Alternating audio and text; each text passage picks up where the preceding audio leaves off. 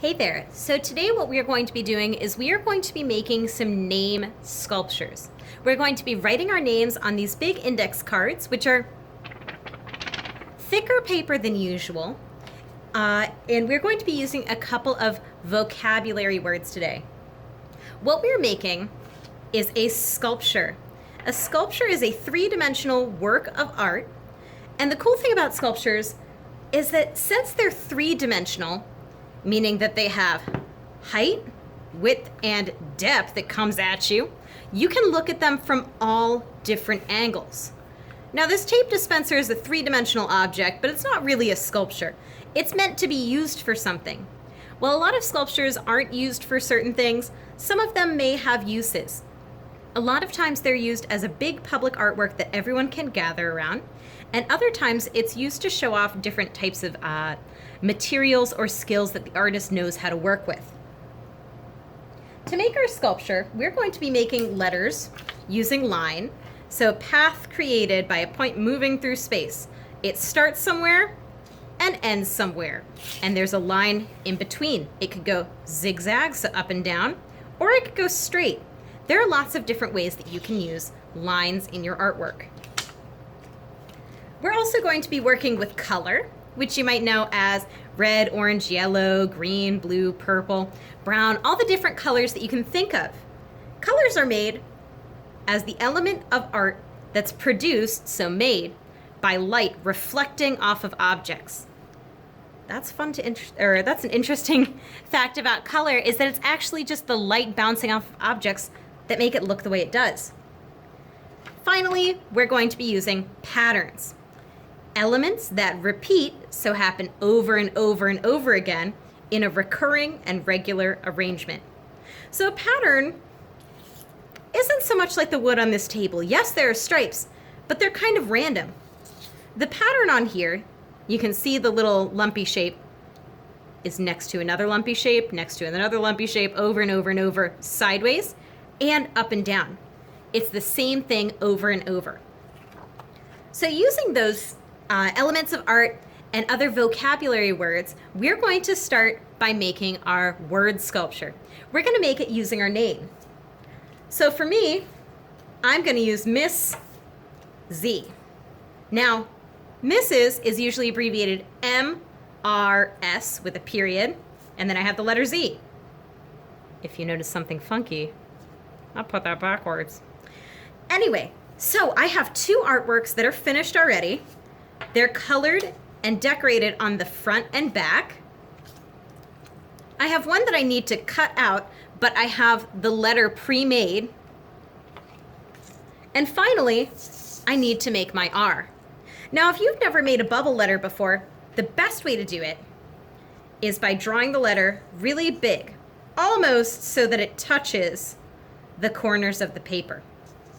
I like to think of the letter as like a hot dog. I want to put it in a bun, so I need to wrap something around it. It's like if you've played the board game Operation before, you never want to touch the part on the inside. I'm going around to make the letter bigger. As you can see, I'm almost touching all of my edges. And I'm even going to go inside that letter. Ta-da! The lighter you draw, oh my goodness, the lighter you draw, the easier it is to erase the lines you don't need. You don't always need to erase the lines, and I'm going to show you about that. I'm going to leave this one right here. Today, you are able to do whatever you would like with any materials. We have our markers, we have crayons, and we have colored pencils, and you can use those however you would like. I used colored pencils and marker for the Z. I was able to take my marker, and I'm going to pick a different one, and go around the edge. My favorite thing about using markers like this is with the big tip of the marker, if you draw with the wide part, you get a thick line. But if you draw with just the tip, get a nice thin line. Thin line, going up and down, or using it sideways, you can get a thick line, just by changing how you're holding your marker. Now, of course, you can mix different colors on here, different materials, but I want you to take a moment and try and make this look as good as you can. This brown here, it's not that great. It's kind of dried out. It's not doing the best job. And since I had marker all over my hands, it got all over my artwork.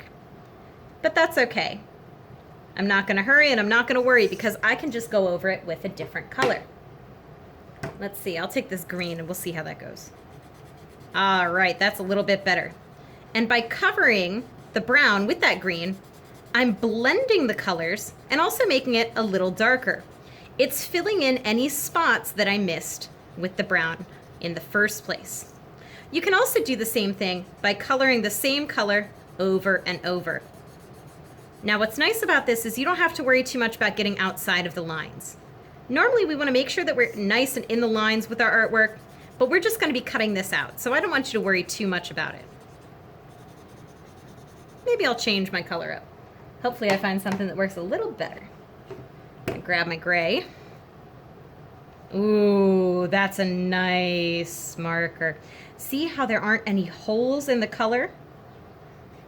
Now one thing you might see is that especially when the markers are really new and wet, they can drag another color along. See how that brown got kind of blended in?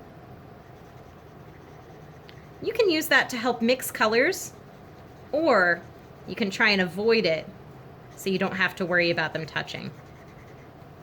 So I'm gonna finish coloring this up. It's okay. I could do better, but for an example, I think it's all right. On the back, I just want to fill out the whole thing. If you look at the back here, I made a pattern with my hearts. The hearts are a pattern, but the colors aren't. I picked those kind of randomly. You can mix together patterns that make sense and random stuff as well. It's up to you. Now, you can use a crayon in a couple different ways.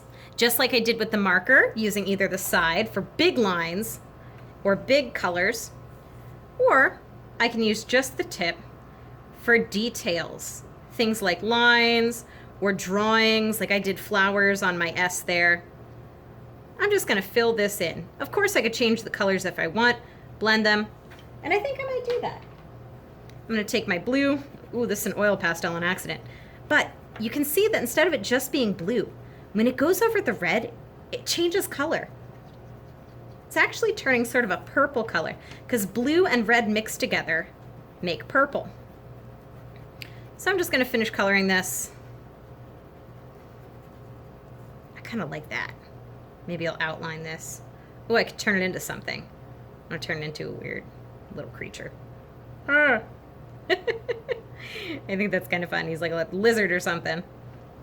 Give him some little toes. Nice. Anyway, now that I've colored all of my artwork, it's time to cut it out. Now we'll probably save this for next week, so I'm just gonna leave you here. I have all of my letters ready, and they're ready to be cut out.